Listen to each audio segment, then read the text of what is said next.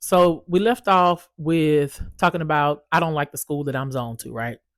The school that his dad is zoned to, which is the school that he's actually at now. And let me just go ahead and throw out like so far so good, But the first thing that I got a recommendation from a family member that said, like, and probably that I'm the only thing I'm going to name is probably the school. So the name of the school is Peabody Montessori Elementary School. So it's supposed to be, a Montessori school, but I won't name any names of people. And let me say this as well.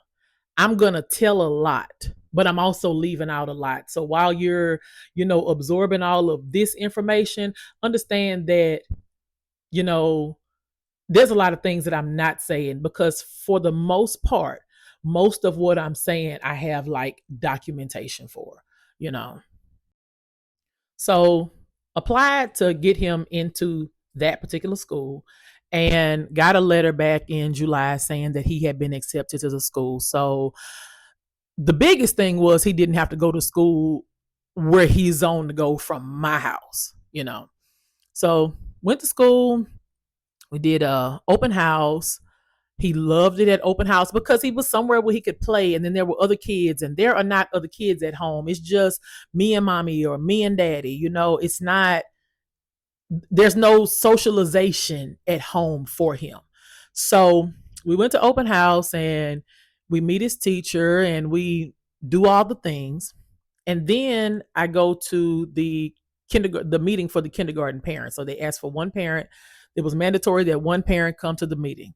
And so I'll bring up things that stuck with me in the back of my mind because I got this weird thing that is just kind of like I'll hear something and something will just tell me like file that back there, like don't forget about this, and I just hang on to it.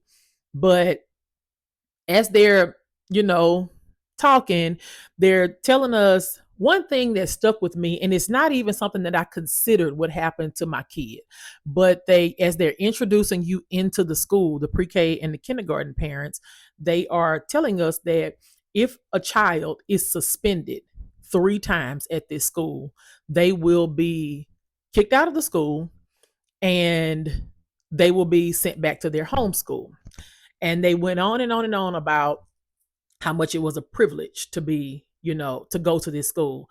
And I'm a person like, if you want to think it's a privilege, then fine. I understand. Like, I've never been a person of like status, so people don't impress me with status. You don't impress me with money. Like, I respect you for who you are and how you treat people, and what you present to other people, not the status. Like, I could not care less about him going to, Montessori school. I know that I have a very bright child and I want him to have a well-rounded education and I want him to be treated well and treated fairly. And so I thought that the Montessori school was a good choice for him because he is a busy kid. He's an independent kid. He gets up in the morning. Ever since he's been about 4 years old, he fixes his own breakfast. I buy things so that he can be independent because he's an only child, and but only child, like he has an 18-year-old brother, but only child for the purposes of this conversation, and he's my only child. So I buy stools and I buy plastic Montessori knives. I buy all the things where I can teach him how to be as self-sufficient as it's age appropriate.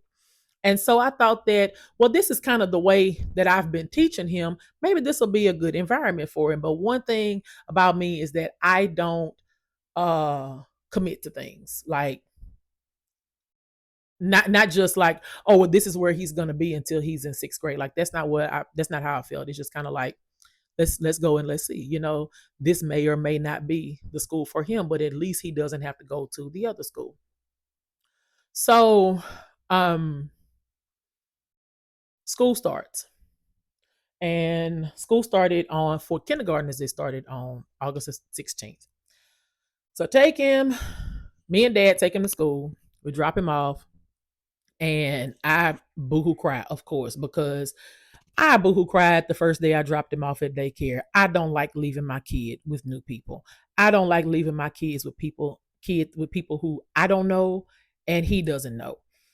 But when he walked into school and he saw all the other kids, he just fell right in, and he it hurt my feelings because I'm like, dude, I'm your mama, and you gonna pick this little boy over me? But he didn't even turn back around and look at me. As a matter of fact, when his teacher walked up behind him, he would kind of like he kind of like brushed her off a little bit because you just told me that this boy right here is my friend, so I want to talk to him for a minute.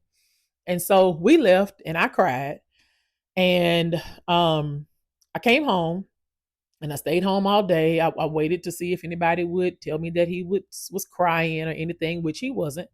But I did notice when I went to pick him up on the first day that he was extremely tired. I didn't think that that was abnormal. I still don't think it was abnormal. Like, this is his first like formal learning environment. Although they had curriculum at daycare, like Miles had been running the joint for 5 years. So he was very tired. He got in the car. He's got this little first day of kindergarten crown that he scribbled on, and he's eating what's left of his lunchbox. We have a conversation, and he just kind of passes out in the back seat. So I'm like, okay, I guess it was, a good day. And but that night I started having chest pains. And anybody who knows me, knows my family, know that we have a history of cardiac issues. So I mean, some serious cardiac issues. And so the last thing you want to do is have chest pains and ignore. So it's all to the chest pains, pretty much anxiety. And I hung around the house for a couple of days, didn't go to work or anything. I just had to kind of like gather myself, take some deep breaths. I did not realize that I was having an anxiety attack. And so he didn't go to school that Thursday, which was the 17th. So he went back to old daycare, and he was pretty pissed about that because he in big boy school now. So went back to daycare and went back to big boy school, like he likes to call it, on Friday. On both of these days, heard nothing from anybody. And so I was like, okay, maybe he's just liking his environment. So they were out of school for a few days. The kindergartners were, kindergartners and pre-Ks like stagger into school. But remember, like, he didn't go to pre-K. So he, Wednesday, the next Wednesday, which was August the 23rd, he not only did he go back to big boy school, but he started a new daycare because the city that the school is in, that daycare wouldn't go into that city to pick up kids. And so I had to find a daycare that not only would pick him up from that school, but would also hold him over long enough for us to get off work. And we get off work at 6 o'clock. And so we needed somebody to keep him until we get off work. And we found a new daycare. But again, he's already in a new educational environment. On this day, I dropped him off at the new daycare. And as I'm leaving, I just gotten off work that morning at 6 o'clock that morning. And as I'm leaving, he says to me, "Mommy, please don't leave me here." And I felt bad, and I walked out and I cried. But the people were really nice. And I told them, I said, they're gonna take care of you. And if you need something, you tell mommy what you need. You could ask my coworkers. I almost put an air tag in his pants because my anxiety was not about them keeping him. My anxiety was about them driving him. Like, it's like, this is a whole new person driving him. I don't know how they secure these kids. I don't know how they do any of this. So I'm thinking that, I'm gonna put an air tag in his pants, but I ended up not doing that. And I'm glad I did.